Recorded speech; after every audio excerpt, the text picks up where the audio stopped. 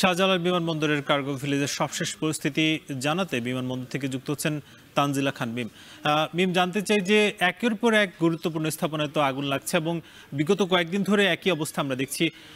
তদন্ত কমিটি যাদের মাধ্যমে আসলে গঠন করা হয়েছে তারা শুরু করেছেন কিনা তাদের কার্যক্রম, এবং বাণিজ্য উপদেষ্টা কি বলছেন জানতে চাই।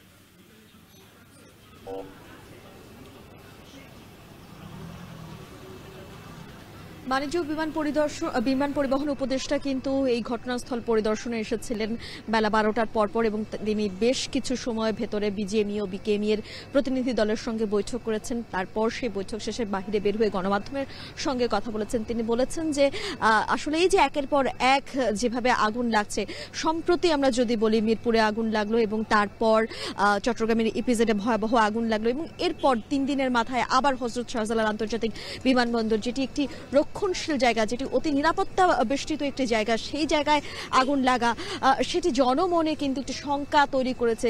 এটিকে আসলে কোনো রকম দুর্ঘটনা বশতই হয়েছে নাকি তার পেছনে কোনো নাশকতা কিংবা কোনো কমিটির কাজ ইতিমধ্যেই শুরু হয়ে গেছে। সেই কমিটিকে কিন্তু 5 কর্মদিবসের মধ্যে তাদের রিপোর্ট জমা দিতে বলা হয়েছে, এবং তারপরে কিন্তু সেই রিপোর্ট থেকে যে তদন্ত আসবে সেই তারই পরিপ্রেক্ষিতে কিন্তু আমাদেরকে জানানো হবে।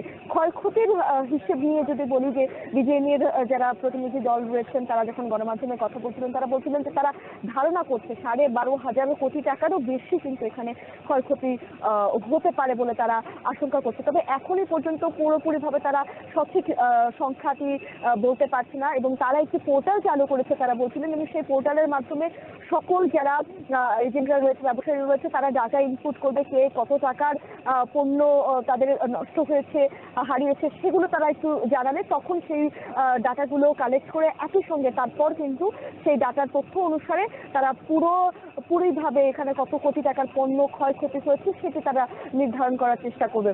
এছাড়া টাকার পণ্য ক্ষয়ক্ষতি হয়েছে সেটি তারা নির্ধারণ করার চেষ্টা করবে। এছাড়া আমি যদি একটু বলি, বাণিজ্য ও বিমান পরিবহন উপদেষ্টা তিনি যেটি বলছিলেন যে এই যে আগামী 3 দিন, গতকাল থেকে ফ্লাইট চলাচলে বিঘ্নতা তৈরি হওয়ায় এবং সাময়িকভাবে বন্ধ থাকায় আগামী 3 দিন কিন্তু যেই ক্ষতিটা হয়েছে, আর্থিক ক্ষতি, সেই আর্থিক ক্ষতি ভ্যাট ট্যাক্স সেগুলো কিন্তু সরকার মওকুফ করে, সেগুলোর মাসুল কিন্তু সরকারি তার কোষাগার থেকে গুনবেন, এমন কথাও কিন্তু তিনি বলেছেন। তার বাইরে গিয়ে সকলকে আসলে ধৈর্য ধরার আহ্বান জানিয়েছেন, যেহেতু একের পর এক এরকম দুর্ঘটনা তৈরি হচ্ছে সেটি যেন কারো মনে শঙ্কার সৃষ্টি না হয়, সেজন্য তিনি বলেছেন যে ফায়ার সার্ভিস ঠিকঠাক মতো কাজ করেনি কিংবা তারা আসতে দেরি করেছে। আবার ফায়ার সার্ভিসের যে বলা হচ্ছে যে তারা যখন ঢুকতে যাচ্ছিলেন এই বিমানবন্দরে, এরকম একটি আগুন, ভয়াবহ একটি আগুন, তাদের প্রথম ইউনিট যখন থেকে অনেকটা সময় নিয়ে তাদের ঢুকতে হয়। অনেক তারা বলছিলেন, যারা প্রবেশদ্বারে নিরাপত্তা বাহিনীরা যারা ছিলেন তারা বলছিলেন তাদের কাছে ফায়ার সার্ভিস ঢোকার অনুমতি নেই। সবকিছু মিলিয়ে হয়তো কিছুটা বিড়ম্বনা হয়েছে। সেই দিকগুলোতে উপদেষ্টা কিন্তু বলেছেন তারা সবকিছু তদন্ত আমলে নিয়ে, সব অভিযোগগুলো আমলে নিয়ে তারপর তদন্ত করবেন, এবং তিনি বলেছেন তিনি সকল ব্যবসায়ীদের সঙ্গে বসবেন, সেখানে ব্যবসায়ীদের সঙ্গে বসে সেখানে কি কি তাদের অভিযোগ রয়েছে সেই অভিযোগগুলো তিনি। তানজিলা খান মিম যুক্ত ছিলেন শাহজালাল বিমানবন্দর থেকে, সেখান থেকে জানছিলাম সবশেষ পরিস্থিতি।